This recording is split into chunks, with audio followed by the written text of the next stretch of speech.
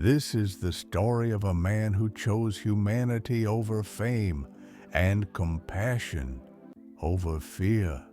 In the late 18th century, when fear ruled more than kings and disease was stronger than armies, there lived a quiet man in a small English village.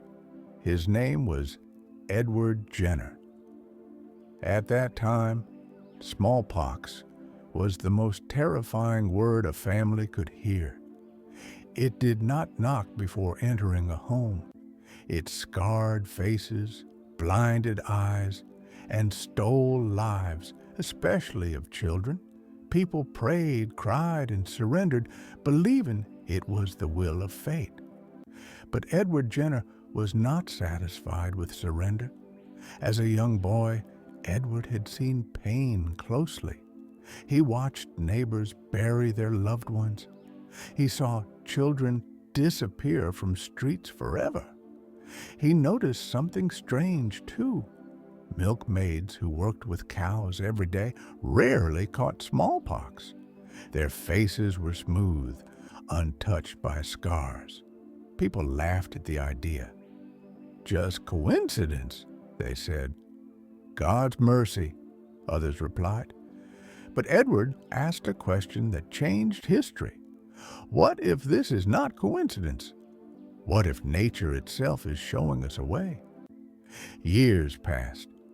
Edward became a doctor, not one who sought fame or wealth, but one who listened to nature, to people, to silence. He carried the burden of curiosity mixed with compassion. Every time he saw a smallpox victim, the same question burned in his heart. Then came the moment that would test his soul. In 1796, Edward made a decision that frightened even himself. He took material from a cowpox sore on a milkmaid's hand and injected it into an 8-year-old boy named James Phipps. The village held its breath. If Edward was wrong, he would be blamed forever. He could lose his reputation, his career, and his peace. Worse, an innocent child could suffer. That night, Edward did not sleep. He sat by the window, staring into darkness, questioning himself. Am I playing God? Am I risking too much? But then another voice spoke inside him, quieter, stronger. If I do nothing, thousands will die. If I try, humanity may live. Days passed. James fell mildly ill, then recovered. Weeks later, Edward exposed the boy to smallpox. Nothing happened. James did not fall sick. In that silent moment, Edward Jenner did not shout with joy. He did not celebrate. He simply closed his eyes, tears flowing, not of victory, but of relief for humanity. The impossible had happened.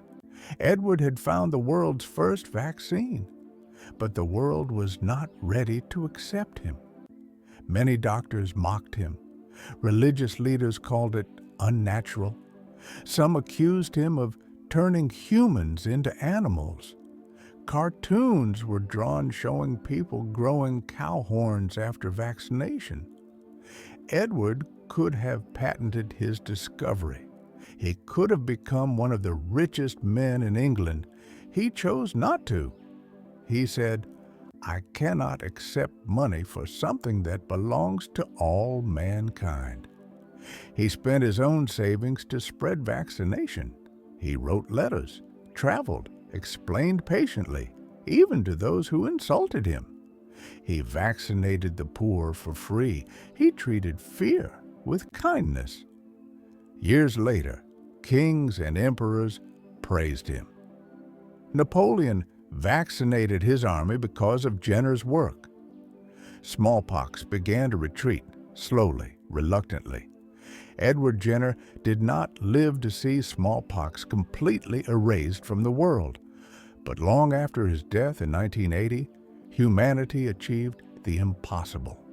Smallpox was declared eradicated. A disease that once killed millions, gone, not by war, not by power, but by one man's compassion, courage, and purpose. Edward Jenner died quietly, without monuments, without noise. But every child saved, every scarless face, every life untouched by smallpox, that is his monument. And his life teaches us something timeless. The purpose of life is not to be remembered, but to make sure others live. Sometimes, changing the world does not require loud voices or grand armies. Sometimes, it begins with a simple question, a brave heart, and the willingness to stand alone for humanity.